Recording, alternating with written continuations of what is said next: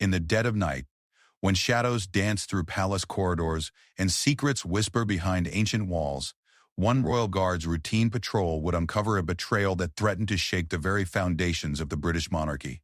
What he discovered in those midnight hours would expose a web of deception reaching into the highest circles of royal trust.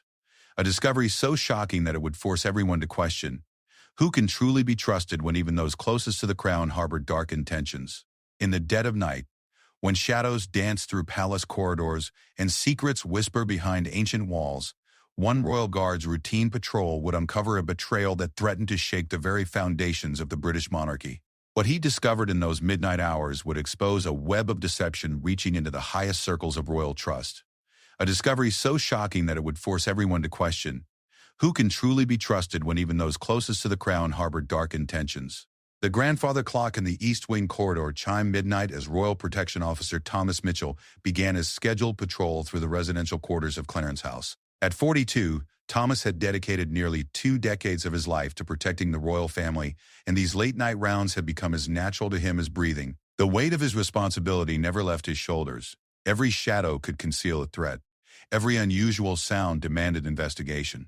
Thomas had joined the Metropolitan Police's Protection Command straight from military service, driven by an unwavering sense of duty and loyalty to the crown. His colleagues respected him for his meticulous attention to detail and his ability to remain calm under pressure. Tonight, those qualities would be put to the ultimate test. The palace corridors were dimly lit by emergency lighting, casting long shadows that danced across oil paintings of long-dead monarchs.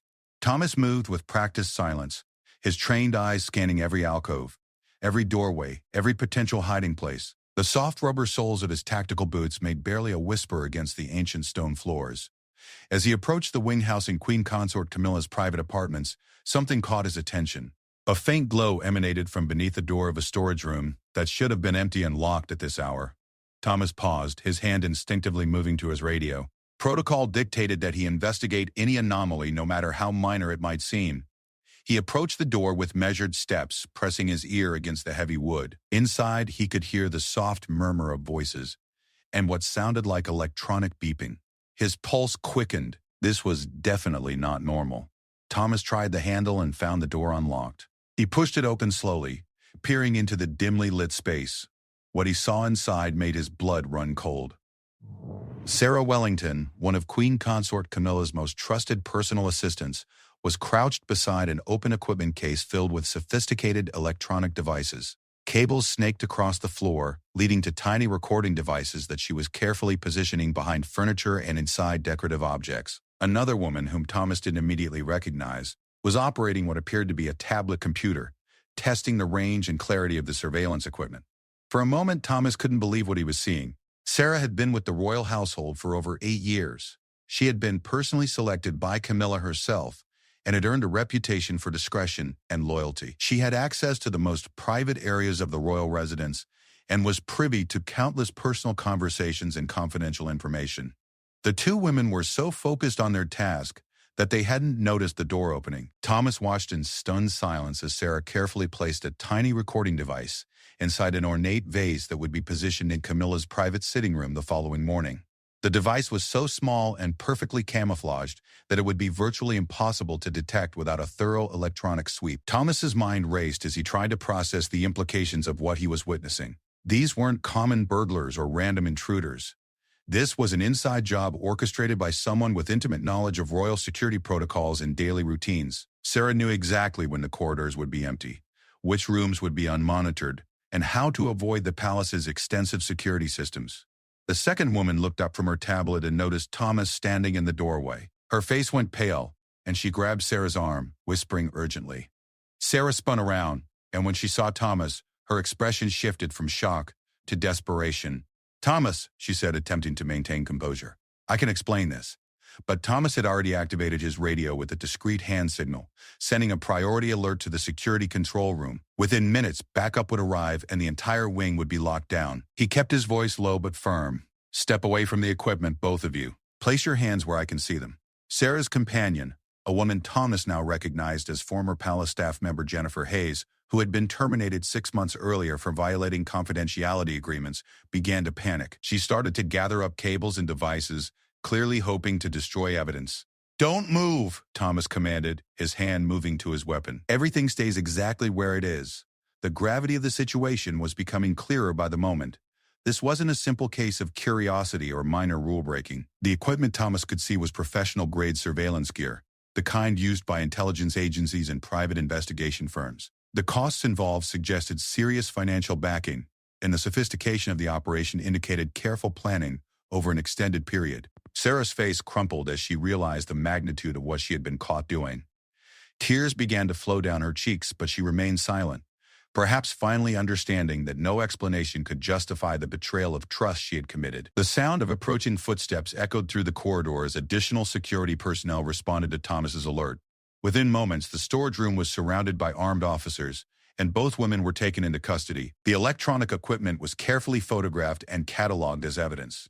As the immediate crisis was contained, Thomas began to consider the broader implications of what he had uncovered. How long had this surveillance operation been running? What conversations had already been recorded? Who else might be involved? Most importantly, who was paying for this elaborate scheme, and what did they plan to do with the information they had gathered? Detective Inspector James Crawford from the Metropolitan Police's Counterterrorism and Security Department arrived within the hour to take control of the investigation. Crawford was a seasoned investigator with extensive experience in royal protection cases, and he immediately recognized the potential national security implications of what had been discovered. The initial questioning of the two suspects revealed disturbing details about the scope of their operation. Jennifer Hayes, it turned out, had been recruited by a private intelligence firm with connections to several major tabloid newspapers. Her job was to identify vulnerabilities in palace security and recruit current staff members who might be willing to provide inside information. Sarah Wellington had initially been approached 3 months earlier with what seemed like a harmless request for general information about royal family routines. The payments had started small, a few £100s for details about mealtimes and travel schedules, but gradually the requests had become more invasive, and the payments had increased substantially. The investigation team discovered that Sarah had been paid nearly £50,000 over the past 3 months, with promises of much larger sums if she could provide recordings of private conversations between family members. The money had been deposited into offshore accounts and then transferred through a complex network designed to obscure its origin. What troubled investigators most was the level of access Sarah had been granted. As one of Camilla's personal assistants, she was present during private phone calls, family meetings, and confidential discussions about royal duties and personal matters.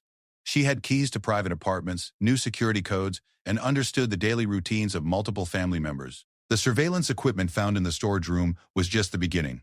A thorough search of Sarah's living quarters revealed additional recording devices, encrypted computer files containing months of gathered intelligence, and detailed floor plans of royal residences with security weak points clearly marked. Detective Inspector Crawford briefed senior palace officials on the preliminary findings, and emergency meetings were called to assess the potential damage to royal security and privacy. The Queen Consort was informed immediately, and her reaction was one of profound shock and personal betrayal.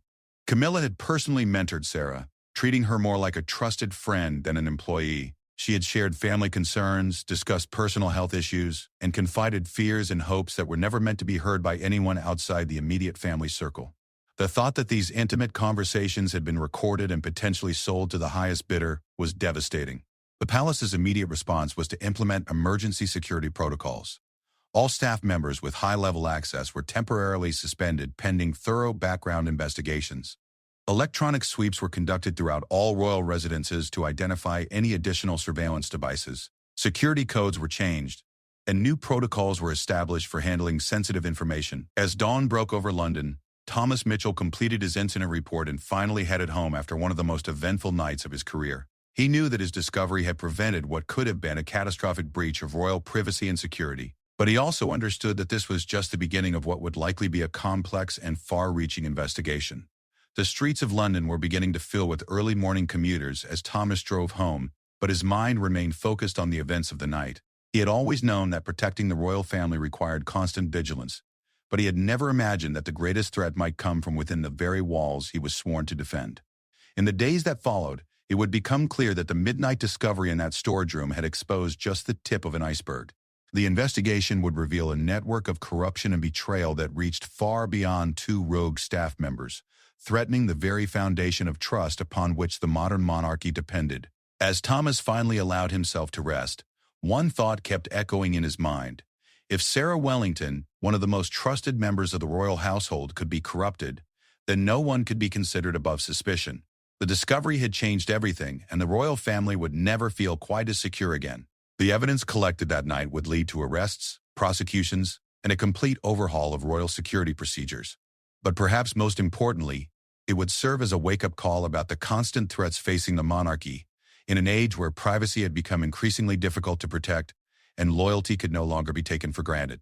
Thomas's dedication and attention to detail had prevented what could have been one of the most damaging security breaches in modern royal history. His actions that midnight had protected not just the physical safety of the royal family, but their fundamental right to privacy and dignity in their own homes. The emergency meeting convened at 7 in the morning in the secure briefing room deep beneath Buckingham Palace.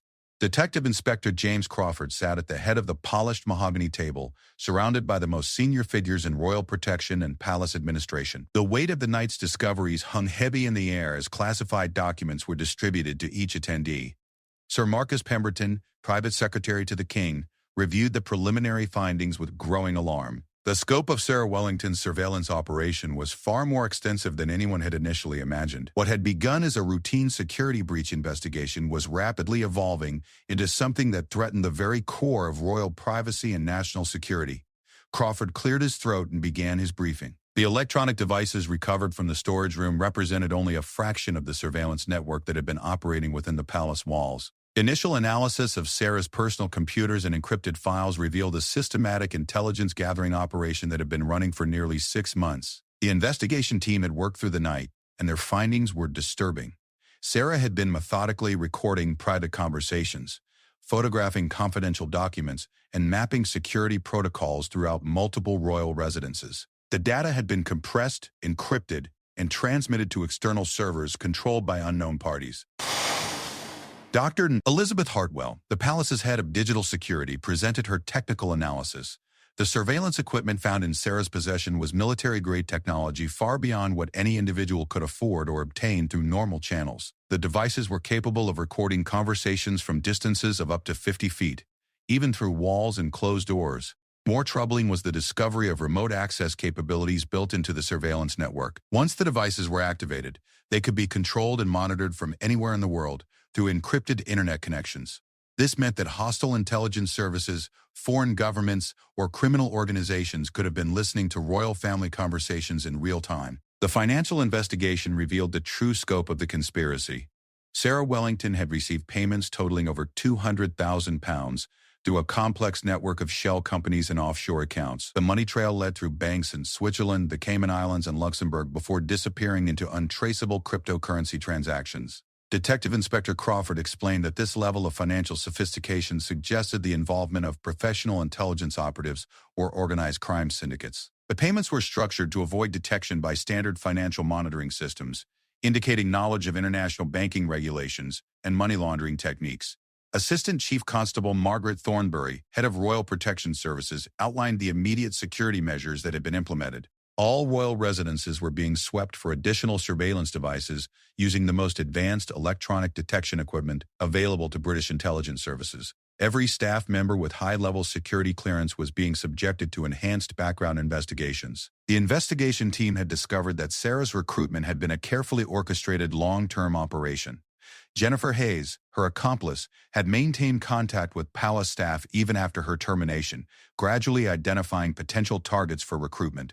Sarah had been selected specifically because of her trusted position and psychological vulnerability.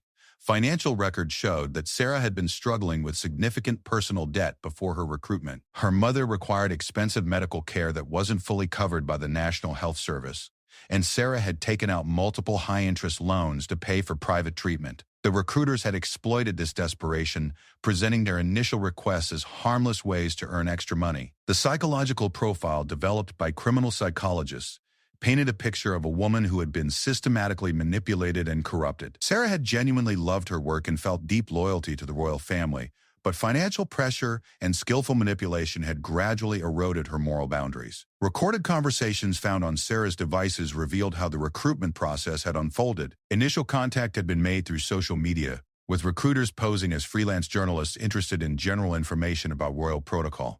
The payments had started with small amounts for publicly available information, then gradually increased as the requests became more invasive. The turning point had come when Sarah was asked to provide photographs of the Queen Consort's private schedule. She had hesitated for weeks before finally agreeing, telling herself that the information wasn't truly sensitive. That first major breach of trust had opened the floodgates, making each subsequent violation easier to justify. Intelligence analysts working with the investigation team had identified patterns in the surveillance data that suggested the operation was gathering information for multiple clients. Some recordings focused on personal family matters that would be valuable to tabloid newspapers, while others concentrated on official state business that could be of interest to foreign intelligence services. The most alarming discovery was evidence that the surveillance network had captured conversations between senior government ministers and members of the royal family. These recordings contained discussions about state policies, diplomatic initiatives, and national security matters that could compromise Britain's international relationships if they fell into the wrong hands. Palace officials were particularly concerned about recorded conversations regarding the royal family's travel schedules and security arrangements. This information could be used to plan attacks or assassination attempts, making the surveillance operation a direct threat to royal safety. The investigation revealed that Sarah had been provided with specialized training on how to avoid detection while placing surveillance devices. She had learned to identify blind spots in security camera coverage, understood the timing of security patrols, and knew how to exploit weaknesses in the palace's electronic monitoring systems. Technical analysis of the surveillance devices showed that they incorporated advanced artificial intelligence capable of identifying and prioritizing conversations based on specific keywords and phrases. The system could distinguish between routine household conversations and discussions about sensitive political or personal matters, automatically flagging the most valuable recordings for immediate transmission. The discovery of this AI-driven surveillance capability shocked even experienced intelligence professionals. The technology was cutting-edge, suggesting involvement by state-sponsored actors or major technology corporations with advanced research capabilities. The fact that such sophisticated systems had been deployed within royal residences represented an unprecedented breach of national security.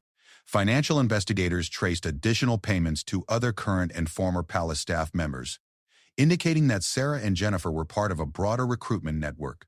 Emergency interviews were conducted with dozens of employees who had access to sensitive areas or information, leading to the identification of several individuals who had received suspicious approaches. The investigation team discovered that the recruitment network had been operating for over 2 years, systematically targeting palace employees with financial difficulties, personal problems, or grievances against the royal family. The approach was always gradual, beginning with seemingly innocent requests for public information before slowly escalating to more serious breaches of trust. Counterintelligence specialists determined that the operation bore the hallmarks of foreign intelligence services, particularly those with a history of targeting British government and royal institutions.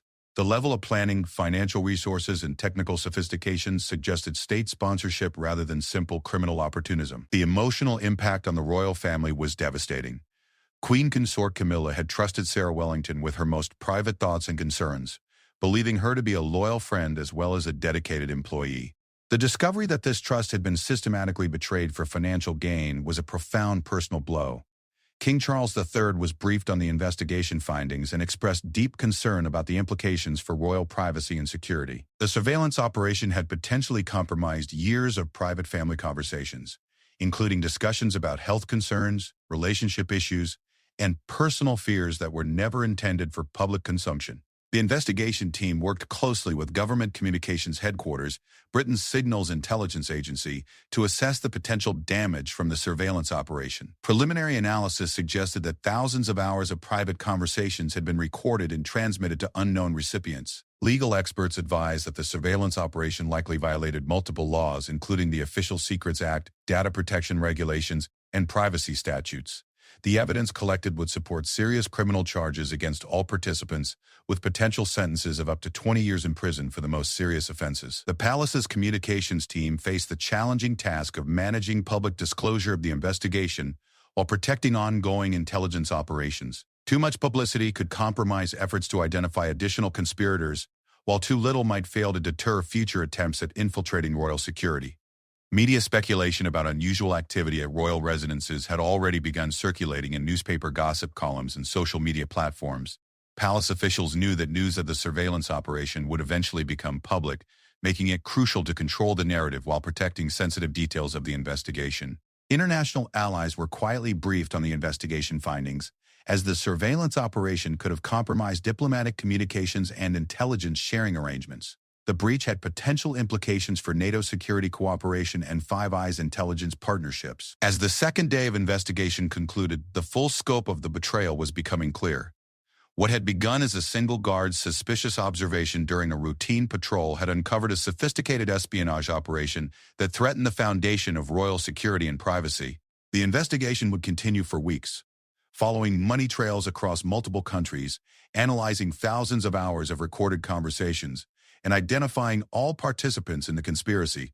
But already fundamental changes were being implemented to prevent similar breaches in the future. Enhanced security protocols, improved staff vetting procedures, and advanced electronic countermeasures would help protect the royal family from future surveillance attempts. However, the psychological damage from this betrayal of trust would take much longer to heal, forever changing the relationship between the royal family and their closest staff members. The third week of investigation brought revelations that would shake the very foundations of royal security. Detective Inspector Crawford stood before a wall-mounted display showing an intricate web of connections between palace staff, external contacts, and financial transactions that painted a picture of corruption far more extensive than anyone had initially imagined. The breakthrough came when forensic accountants discovered a pattern of unusual financial activity spanning 18 months across multiple royal households.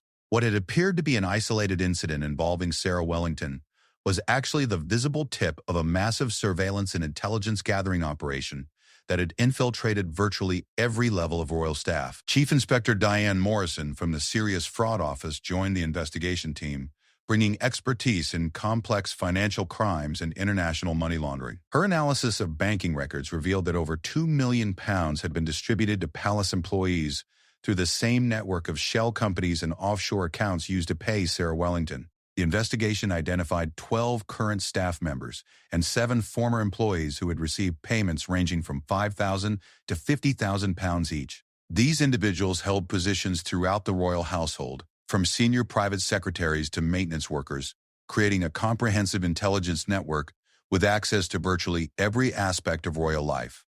Dr. Robert Mackenzie, a criminal psychologist specializing in espionage cases, explained how the recruitment network had operated with remarkable sophistication.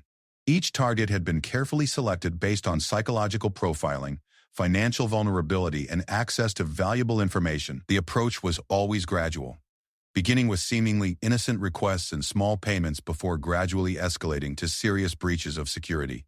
The most disturbing discovery was that 3 members of the king's personal protection detail had been compromised. These officers had provided detailed information about security protocols, travel routes, and protection procedures that could be used to plan attacks against members of the royal family. Their betrayal represented a direct threat to royal safety that went far beyond simple privacy violations. Technical analysis revealed that the surveillance network had been recording conversations in virtually every royal residence for over a year. Hidden devices had been placed in private offices, family dining rooms, bedrooms, and even secure government meeting rooms where state business was conducted. The scope of the surveillance was breathtaking in its audacity and comprehensiveness. Intelligence analysts working with government communications headquarters determined that the recorded conversations contained state secrets that could compromise Britain's national security interests. Discussions between government ministers and royal family members about diplomatic initiatives, military operations, and intelligence matters had been captured and transmitted to unknown recipients. The investigation team discovered that the surveillance operation had been coordinated through an encrypted communication network using military-grade security protocols. Orders were transmitted through anonymous messaging systems, with operatives receiving detailed instructions about specific targets and information requirements. Financial investigators traced the money trail to a complex network of companies registered in multiple jurisdictions known for banking secrecy laws. The ultimate source of funding appeared to be a consortium of interests that included foreign intelligence services, international criminal organizations, and private intelligence firms working for undisclosed clients. The most shocking revelation came when investigators discovered that the surveillance network had been recording conversations between the late Queen Elizabeth II and senior government officials during her final months. These recordings captured private discussions about succession planning, constitutional matters, and personal health concerns that were meant to remain confidential for generations. Palace officials were horrified to learn that even the most sacred and private moments of royal family life had been violated. Recordings included personal conversations between spouses, private discussions about family health concerns, and intimate moments that represented the deepest invasion of privacy imaginable. The psychological impact on compromised staff members varied dramatically. Some, like Sarah Wellington, appeared genuinely remorseful and claimed they had been manipulated into betraying their positions. Others showed no remorse and appeared to view their actions as justified responses to perceived unfair treatment by the royal establishment. Thomas Mitchell, the guard whose vigilance had exposed the operation, was called in for additional interviews as investigators sought to understand how such an extensive surveillance network had operated undetected for so long. His detailed knowledge of security protocols, the investigation revealed sophisticated counter-surveillance techniques used to avoid detection. Surveillance devices were designed to appear identical to common household objects and were equipped with technology that could detect and avoid electronic sweeps. The placement of devices was carefully timed to coincide with routine maintenance activities that provided cover for operatives. International cooperation became crucial as investigators traced the global network supporting the surveillance operation. Intelligence agencies from allied nations provided assistance in tracking financial transactions and identifying foreign connections to the conspiracy. The scope of international involvement suggested state-sponsored espionage rather than simple criminal activity. Legal experts advised that the surveillance operation represented one of the most serious breaches of royal security in modern history. The evidence supported charges under the Official Secrets Act, espionage statutes, and terrorism prevention laws. The potential sentences for the most serious offenders could exceed 30 years in prison. The investigation uncovered evidence of attempted recruitment of additional palace staff who had refused to cooperate with the surveillance network. These individuals had been approached with increasingly aggressive tactics, including threats against family members and attempts at blackmail using personal information gathered through illegal surveillance. Counterintelligence specialists determined that the surveillance operation had been planned and executed with a level of sophistication that suggested involvement by professional intelligence operatives with extensive training and resources. The operation bore similarities to espionage campaigns conducted by hostile foreign intelligence services against Western government institutions. The discovery that several recruited staff members had been placed in their positions specifically to support the surveillance operation was particularly alarming. Background investigations revealed that some employees had provided false references and fabricated employment histories designed to gain access to sensitive areas within royal households. Queen Consort Camilla was devastated to learn that her most private conversations about family health concerns, personal relationships, and emotional struggles had been recorded and potentially sold to hostile interests. The violation of trust was so profound that she initially refused to continue living in accommodations that had been compromised by surveillance devices. King Charles III convened emergency meetings with senior government officials to assess the national security implications of the surveillance operation. The recordings potentially contained information that could be used to manipulate government policy, influence diplomatic relationships, or blackmail senior officials. The investigation team worked around the clock to identify all participants in the surveillance network and assess the full scope of compromised information. Electronic forensics experts analyzed thousands of hours of recordings to determine what sensitive information had been captured and potentially transmitted to hostile interests.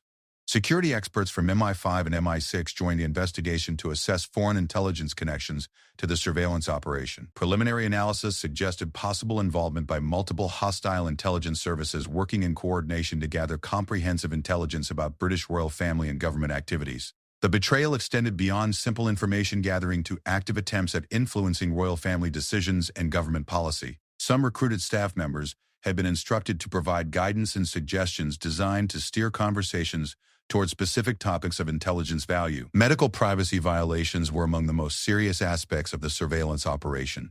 Recordings included private discussions about royal family health concerns, medical treatments, and psychological support that were protected by doctor-patient confidentiality and personal privacy rights. The investigation revealed that the surveillance network had attempted to recruit staff members responsible for royal family travel arrangements, seeking detailed information about security protocols, transportation methods, and accommodation arrangements that could be used to plan attacks or surveillance operations. Financial analysis showed that payments to recruited staff members had increased significantly in recent months, suggesting that the surveillance operation was escalating toward a major intelligence gathering objective or preparing for a specific operation targeting the royal family. The discovery of backup surveillance devices hidden throughout royal residences indicated that the operation was designed to continue even if some components were discovered. The redundancy and sophistication of the surveillance network demonstrated long-term planning and significant financial investment. As the investigation entered its fourth week, the full scope of the betrayal was becoming clear. What had begun as a single security guard's suspicious observation had uncovered an espionage operation of unprecedented scale and sophistication that threatened the very foundations of royal security and national sovereignty. The network of corruption and surveillance that had been exposed would require months of additional investigation to fully unravel. However, the immediate priority was ensuring that all surveillance devices had been identified and removed. All compromised staff members had been identified and contained, and enhanced security measures were implemented to prevent similar operations in the future. The morning of the confrontation arrived with an autumn chill that seemed to permeate the very walls of Clarence's house. Queen Consort Camilla stood at the window of her private study, gazing out at the gardens where she had once walked with Sarah Wellington, discussing everything from state functions to personal family concerns.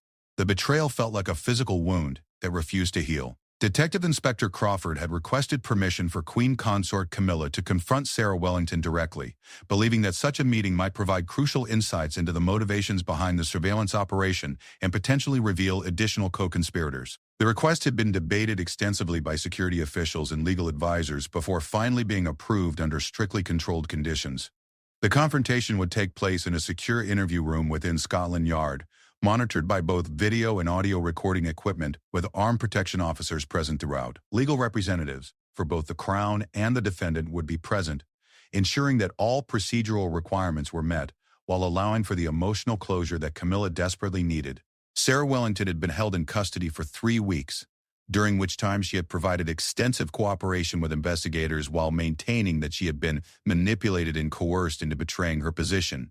Her legal team argued that she was as much a victim as a perpetrator, exploited by sophisticated criminal organizations that had taken advantage of her financial desperation and personal vulnerabilities. The investigation had revealed that Sarah's mother had indeed required expensive medical treatment, and that Sarah had accumulated substantial debt attempting to provide for her care. However, investigators also discovered that the medical expenses had been deliberately exaggerated by intermediaries working for the surveillance network, creating artificial financial pressure designed to make Sarah more susceptible to recruitment. As Camilla entered the interview room, accompanied by her legal representative and 2 protection officers, she saw a woman who appeared to have aged years in just 3 weeks.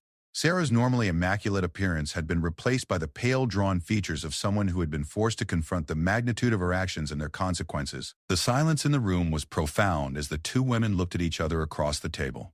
Sarah's eyes filled with tears as she attempted to speak, her voice barely above a whisper. The woman who had once been trusted with the most intimate details of royal family life now struggled to find words to explain her betrayal.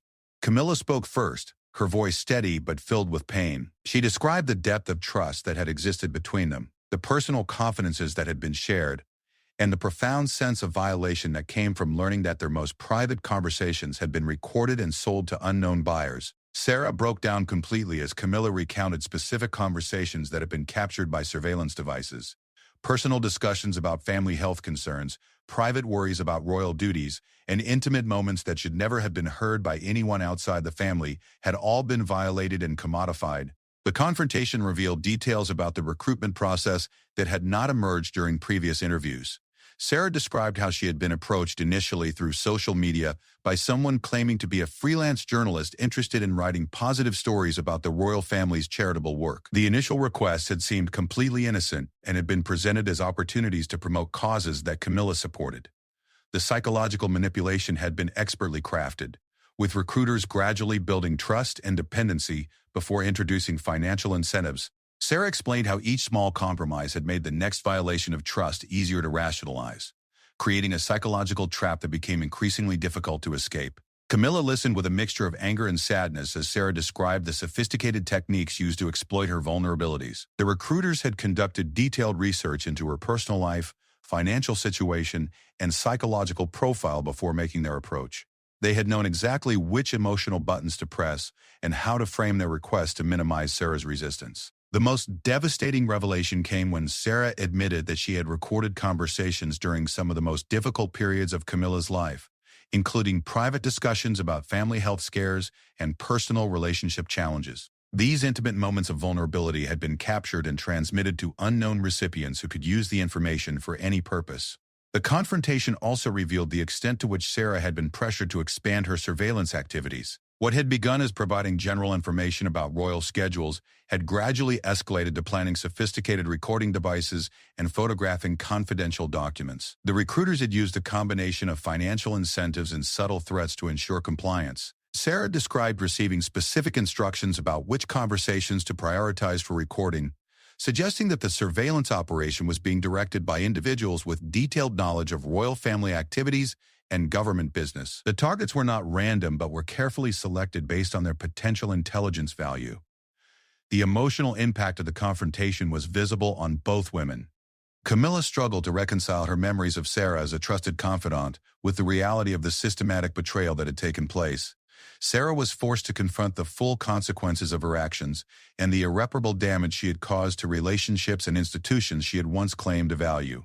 Legal representatives carefully documented the additional information that emerged during the confrontation, as Sarah's emotional state led her to reveal details that had not been disclosed during formal interviews. The new information provided crucial insights into the operation's command structure and the methods used to recruit and control assets within royal households. The confrontation revealed that Sarah had attempted to resist some of the more invasive requests from her handlers, but had been reminded of her financial obligations and the potential consequences of failing to cooperate. The surveillance operation had used a combination of financial dependency and psychological pressure to maintain control over their assets.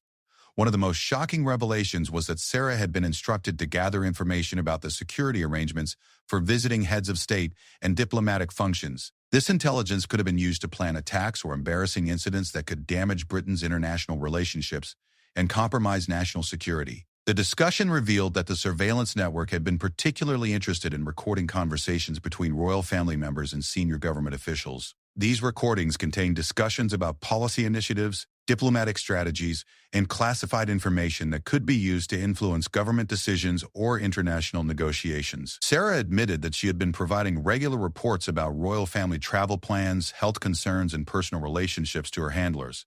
This information was compiled into detailed intelligence assessments that were distributed to unknown recipients for purposes that Sarah claimed not to understand. The confrontation also revealed the sophisticated psychological support network that had been provided to recruited assets. Sarah described receiving regular counseling and emotional support designed to help her rationalize her actions and maintain her effectiveness as an intelligence source. As the confrontation continued, it became clear that Sarah had been one of many assets recruited by the same operation. She described being introduced to other palace employees who were also providing information to the surveillance network, suggesting a level of coordination and organization that went far beyond what investigators had initially suspected.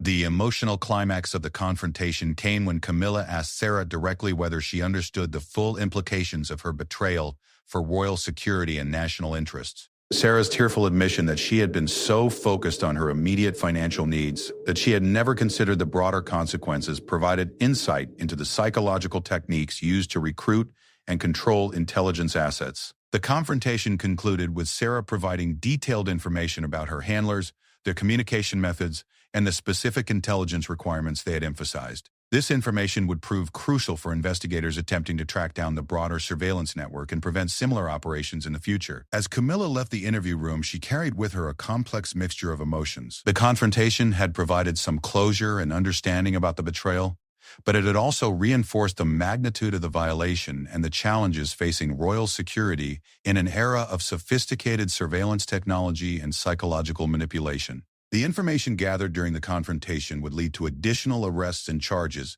as investigators followed the leads provided by Sarah's emotional revelations. However, the personal cost of the betrayal would continue to affect Camilla and the royal family for years to come, fundamentally changing their relationship with staff and their approach to personal privacy and security. 6 months after that fateful midnight discovery, the courtroom at the Old Bailey was packed with journalists, security officials, and members of the public as the final sentences were delivered in what had become known as the Royal Surveillance Conspiracy. The case had captivated international attention and raised fundamental questions about privacy, security, and loyalty in the modern age. Sarah Wellington stood in the dock as Judge Sir Geoffrey Hawthorne delivered her sentence. Despite her cooperation with investigators and expressions of genuine remorse, the severity of her crimes and their potential impact on national security meant that a substantial prison term was inevitable. She received 8 years in prison with eligibility for parole after serving half her sentence. The sentences for other conspirators varied according to their level of involvement and cooperation with authorities. Jennifer Hayes, who had orchestrated the recruitment network, received 12 years. 3 protection officers who had betrayed their oaths received sentences ranging from 10 to 15 years. In total, 17 individuals were convicted and sentenced to prison terms totaling over 150 years. The international dimension of the conspiracy had led to diplomatic tensions with several countries whose intelligence services were suspected of involvement. While formal accusations were never made public, quiet diplomatic protests were lodged, and several foreign diplomatic personnel were quietly expelled from Britain under the pretext of other violations. The financial investigation had traced over £5 million in payments through the surveillance network, leading to successful asset recovery proceedings that would eventually compensate the royal household for security upgrades and compensate staff members whose privacy had been violated. However, the true cost of the betrayal extended far beyond financial calculations. Thomas Mitchell, the guard whose vigilance had exposed the conspiracy, received the Royal Victorian Medal in a private ceremony at Buckingham Palace. King Charles III personally thanked him for his dedication and attention to duty, noting that his actions had potentially prevented a catastrophic breach of royal and national security. The investigation had led to the most comprehensive review of royal security procedures in modern history. Sir Edmund Fitzgerald, former head of MI6, was appointed to lead a special commission tasked with examining every aspect of royal protection and making recommendations for enhanced security measures. The commission's report, classified in its entirety, led to fundamental changes in how royal households operated. New electronic countermeasures were installed throughout all royal residences, capable of detecting even the most sophisticated surveillance devices. Staff vetting procedures were enhanced with regular psychological assessments and ongoing monitoring of financial activities. Perhaps most significantly, the number of people with access to private royal areas was dramatically reduced. Many functions previously performed by large staff teams were consolidated or automated to minimize the human factor in security arrangements.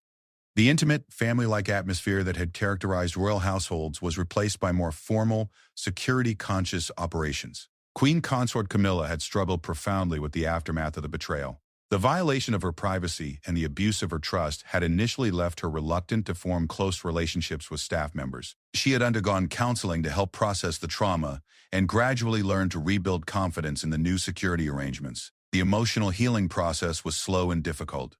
Camilla had to relearn how to have private conversations in her own home, constantly aware that her words might be recorded or overheard.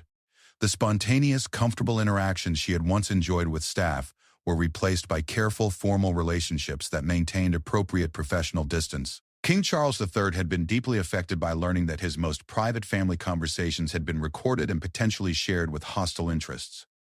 Conversations about his health concerns, family relationships, and personal fears had all been violated, creating a sense of vulnerability that required significant time and support to overcome. The broader royal family had implemented new communication protocols, using secure electronic devices for sensitive conversations and conducting the most private discussions in specially secured rooms that were regularly swept for surveillance devices. The informal, family-oriented atmosphere of royal life was permanently altered by the security requirements. The investigation had revealed that several foreign intelligence services had been customers for the information gathered by the surveillance network. While the full extent of international involvement remained classified, it was clear that hostile nations had gained access to British state secrets and royal family private information that could be used for intelligence or propaganda purposes. The media coverage of the case had been intense, but had been carefully managed to protect ongoing security operations and the privacy of victims. Many details of the surveillance operation remained classified to prevent providing a blueprint for similar operations in the future. The psychological impact on palace staff had been profound.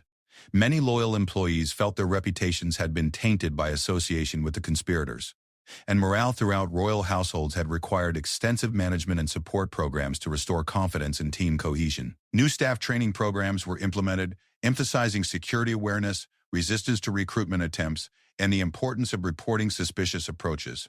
Regular briefings were conducted to keep staff informed about evolving threats and protection procedures.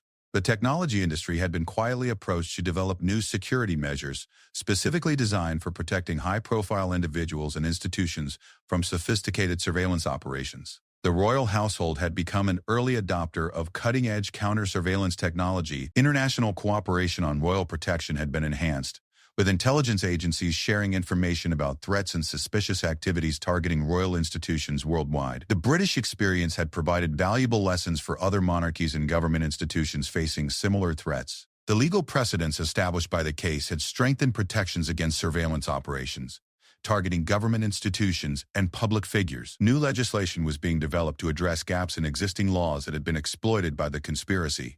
Thomas Mitchell had been promoted to Senior Protection Officer and had become an advocate for enhanced vigilance and security awareness throughout the protection services. His experience had demonstrated the crucial importance of individual alertness and dedication in maintaining security against sophisticated threats. The case had highlighted the evolving nature of threats facing modern institutions. Traditional security measures focused on physical protection were no longer sufficient in an era of electronic surveillance, psychological manipulation, and international intelligence operations targeting private individuals and institutions. Royal Protection Services had developed new partnerships with cybersecurity firms, psychological services, and international intelligence agencies to address the complex, multifaceted nature of modern security threats. The traditional model of royal protection was evolving to meet 21st-century challenges. The financial impact of enhanced security measures had been substantial, requiring significant increases in protection budgets and investment in new technology and personnel. However, the cost was considered essential given the potential consequences of future security breaches. Public understanding of royal security challenges had increased as a result of the case, leading to greater appreciation for the complex threats facing public figures and the importance of maintaining appropriate security measures. The romantic notion of accessible, informal royalty had been tempered by realistic assessment of modern security requirements. The case had demonstrated the importance of insider threat detection and the need for ongoing monitoring of individuals with access to sensitive information. Traditional background checks were no longer sufficient, requiring ongoing assessment and support for staff members who might be vulnerable to recruitment or coercion. As the first anniversary of the Midnight Discovery approached, the royal household had achieved a new equilibrium between security requirements and functional operations. While the informal atmosphere of previous years could never be fully restored, effective procedures had been established that provided both protection and operational efficiency. Queen Consort Camilla had gradually rebuilt confidence in her security arrangements and had begun forming carefully managed relationships with new staff members. The healing process continued, but she had demonstrated remarkable resilience in overcoming the trauma of betrayal and rebuilding trust in her personal and professional relationships.